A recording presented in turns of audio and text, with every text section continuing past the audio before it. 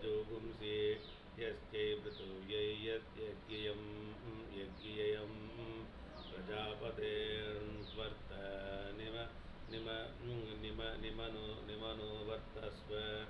अनो वीरैरनो सहाद्याम गोभिः अन्वस्वैरनो सर्वैरुपुष्टैः अनो प्रजयान्विन्द्रियेण देवानो यज्ञमृजुता नयन्तो प्रदिशत्रे प्रतिदिष्टामि राष्ट्रे प्रत्ये स्वेषो प्रतिदिष्टामि गोसो प्रजायां प्रतिदिष्टामि मध्ये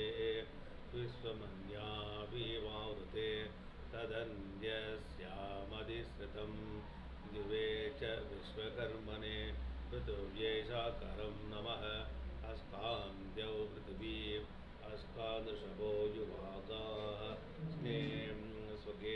स्वस्कन्नेमा विश्वाभुवना स्कन्नो यज्ञप्रजनयतो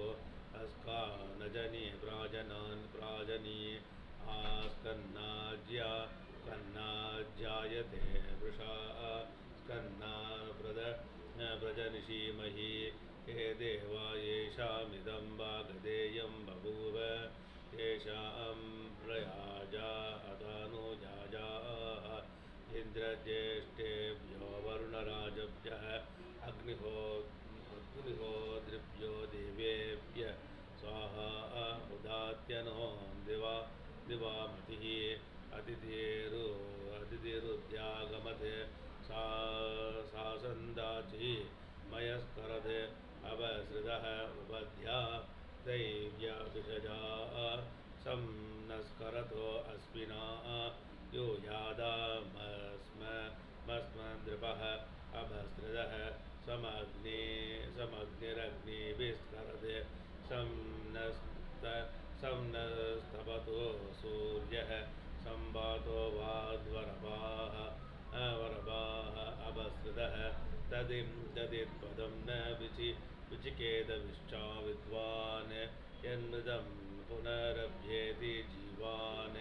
निवृद्य भुवनस्य रथवृत् जीवो गर्भो न मृदस शशि सजीवाद् प्रत्यस्मै प्रपीसते विश्वानि विदुषे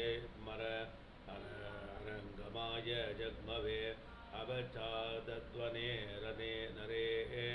इन्दोरिन्दोमवागाद् इन्दोरिन्द्रोभाद् तस्य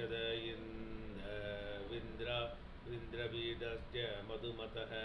उपहूतस्यो बहूतो भक्षयामि ब्रह्मप्रतिष्ठा मनसो ब्रह्मवाचः ब्रह्मयज्ञानागुं हविषामाद्यस्व अतिरिक्तं कर्मणा यच्चकीनं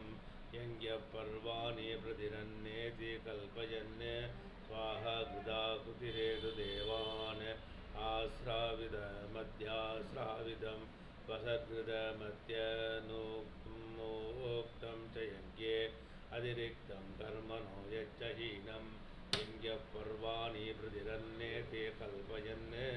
स्वाहा कृताहुतिरेतु देवान् यद्वो देव अधिपादयामि वाचा चे प्रयतं देवहेडनम् अरायो अस्माकम् अभिदुचुनायते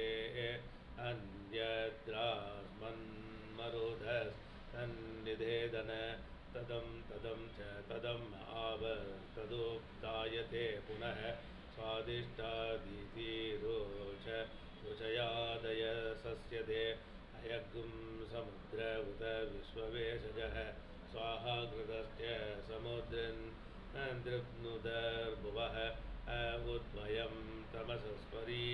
उदुद्यं चित्रं यमं मे वरुण तत्त्वायाम्